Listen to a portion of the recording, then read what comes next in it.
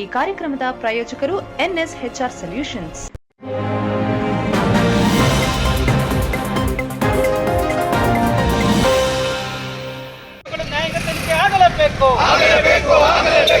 ನಗರಾಭಿವೃದ್ಧಿ ಪ್ರಾಧಿಕಾರದಲ್ಲಿ ನಡೆಯುವ ಎಲ್ಲ ಅವ್ಯವಹಾರಗಳ ನ್ಯಾಯಾಂಗ ತನಿಖೆ ಆಗಲೇಬೇಕು.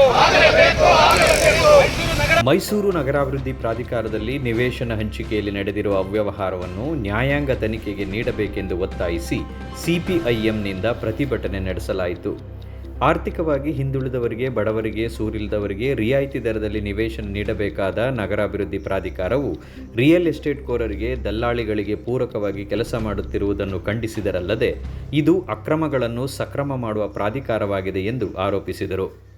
ಪರಿಹಾರ ನಿವೇಶನ ನೀಡುವಲ್ಲಿ 50-50 ಅನುಪಾತದಲ್ಲಿ ನಿವೇಶನ ಹಂಚಿಕೆಯಲ್ಲಿ ನಡೆದಿರುವ ಹಗರಣವೂ ಸೇರಿದಂತೆ ಈ ಹಿಂದೆ ನಡೆದಿರುವ ಎಲ್ಲ ಅಕ್ರಮಗಳನ್ನು ನ್ಯಾಯಾಂಗ ತನಿಖೆಗೆ ಒಳಪಡಿಸಬೇಕು.